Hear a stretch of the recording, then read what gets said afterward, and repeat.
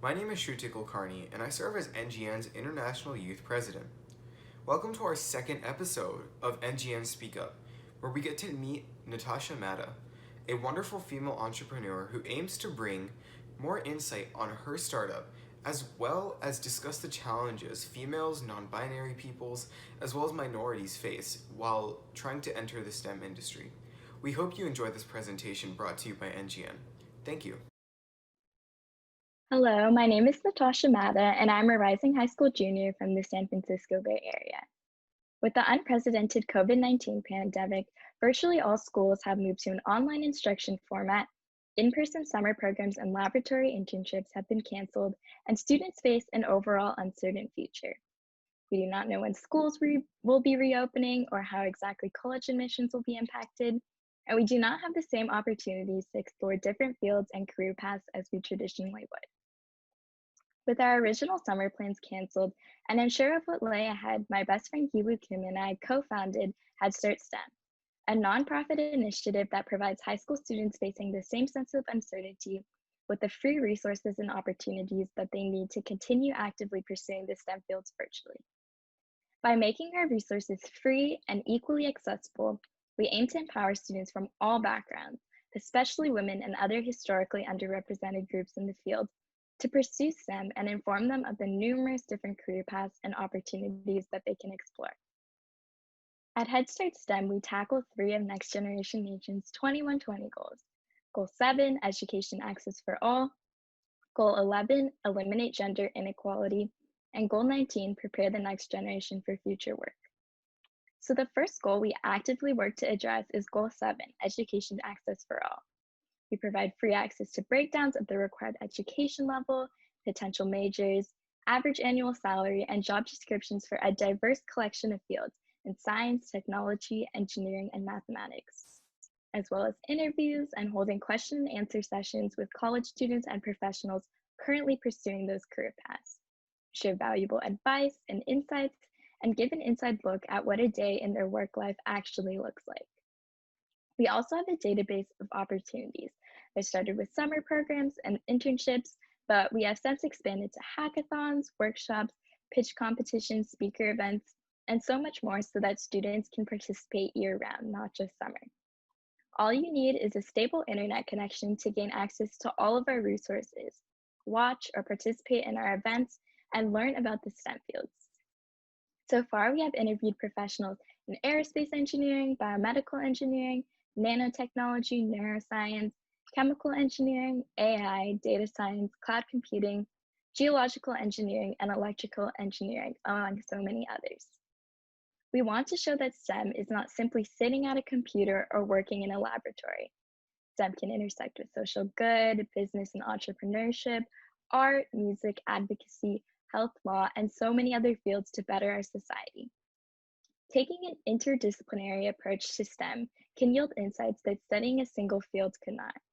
We believe that diversity drives innovation, so it is important to bring voices from all different backgrounds to the table and examine a problem through different lenses and perspectives. Within the last decades, technology has become increasingly prevalent and a more central part of our everyday lives. Classrooms have moved to a virtual setting with the COVID-19 pandemic.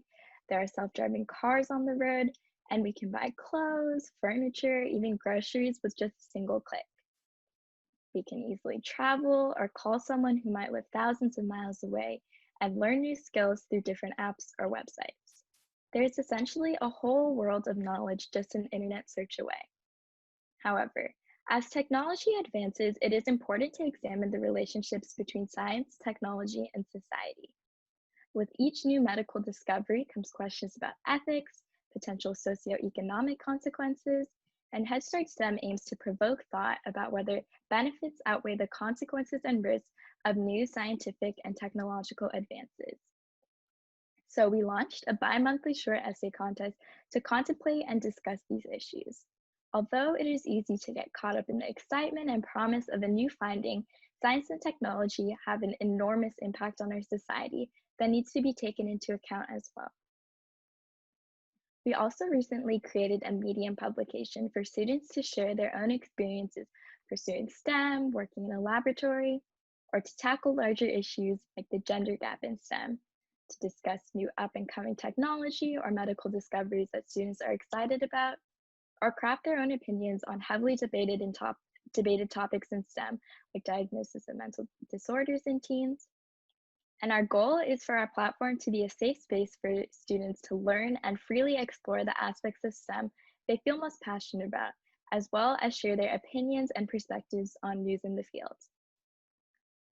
Another important issue in STEM we work to address with Head Start STEM is the gender gap. Women make up only a staggering 28% of the workforce in fields of science, technology, engineering, and mathematics, although women make up about half of the labor market. Women of color are also incredibly underrepresented in the field, with less than 3% Black and 4% Latina female doctorate graduates in fields of science and engineering. Men also greatly outnumber the amount of women pursuing STEM-related majors in university, with 21% of engineering majors and 19% of computer science majors being women. A long history of men dominating the STEM fields, gender stereotypes about which jobs women belong in, and lack of female representation continue to perpetuate the gender gap in STEM. The overall STEM culture is not very encouraging and supportive of women and minorities, and there's a dire lack of role models that are women in STEM. If you look around you, textbooks, books, television shows, movies, documentaries, news, and just our overall popular culture often highlight male scientists, computer scientists, engineers, and mathematicians in favor of women.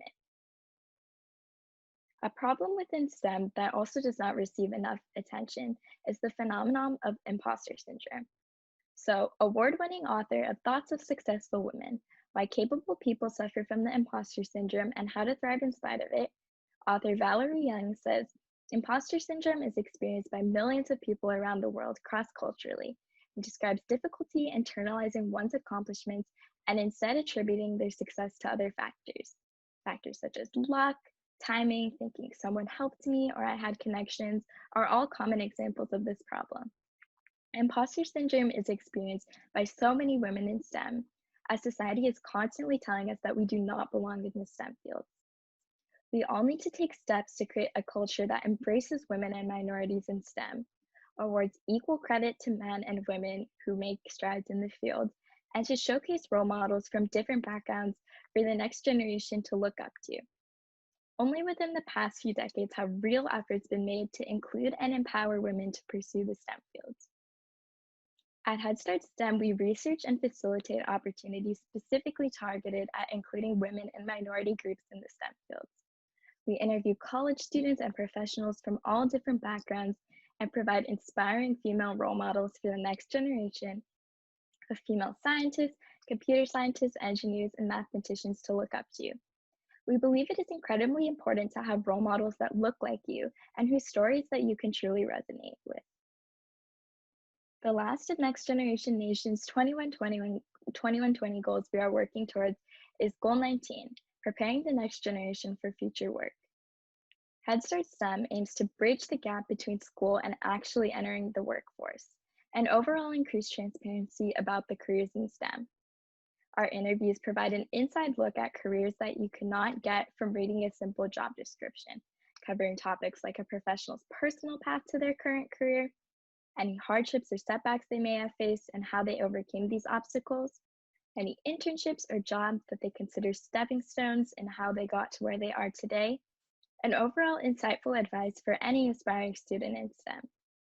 We hold question and answer sessions with college students and professionals pursuing these fields, ranging from chemical engineering to the pre-medical track, so that students can explore career options more in depth and have a clear idea of what a future in each specific career path would look like. It can be incredibly intimidating to enter a field like STEM. Does some believe it is too difficult, or they do not want to go through medical school, or they do not see anyone of their same gender, ethnicity, or sexuality represented in the media. At Head Start STEM, we facilitate entry-level opportunities in all fields for students who have no prior experience in STEM, and also offers some more challenging options for students more well-versed in the field. In July, we began working with Next Generation Nation's Ghana chapter to create a career fair that introduces students in Ghana to career paths outside of the traditional lawyer, doctor, or teacher.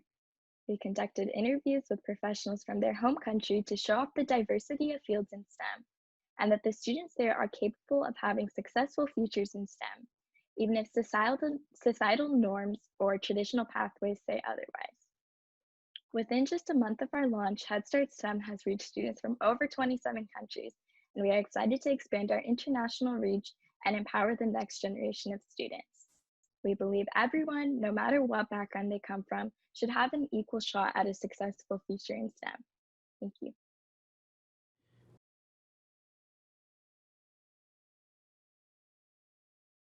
So, Natasha, where can our viewers at home discover the resources that your startup offers? My co-founder and I have found that Instagram has been a really easy platform for students to gain access to our resources, and then a website was a good way for us to keep all of our different aspects of our organization organized and easy for all students to access. A huge issue in the STEM industry that you identified is the overrepresentation of men. Can you describe an issue that this overrepresentation causes, as well as maybe pinpoint the root of it? So, what I feel has most perpetuated the gender gap in STEM is the overall STEM culture not being very encouraging and supportive of women and minorities, and a long history of society telling women that they do not belong in the STEM fields. Additionally, there is a dire lack of female role models in STEM, and the women that do make incredible accomplishments and strides in the field do not receive proper recognition for their work. Very insightful. Now, on to a more general question. What were the biggest challenges you faced while expanding internationally? I think the biggest challenge that we face is that our team is just me and my co-founder Giwu, and we're purely based in the Bay Area. So it was a little hard trying to increase our audience internationally just because all of our team and all of our friends are mostly based in the same area as us. But what we found most helpful is social media just because it's so accessible to everyone despite where they live. Wow, great. So, final question.